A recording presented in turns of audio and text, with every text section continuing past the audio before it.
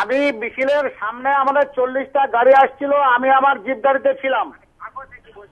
বামনঘাটার কাছাকাছি ওখানে আসার পরে আমাকে একজন খবর দেয় যে ওরা ওখানে একটা মিছিল করছে। আমি তখন ওসিকে ফোন করি, ওসি আমাকে বলে আপনারা চলে আসেন, পুলিশ আছে।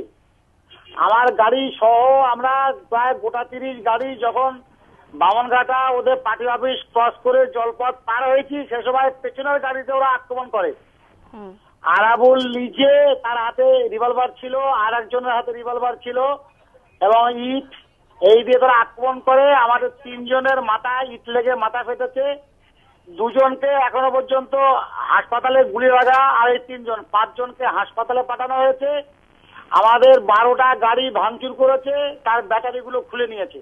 টিএমসি কংগ্রেসের নেতৃত্বে এবং আরাবুল নিজে দাঁড়িয়ে থেকে সে নিজে হাতে রিভলভার নিয়ে এই কাজ করেছে।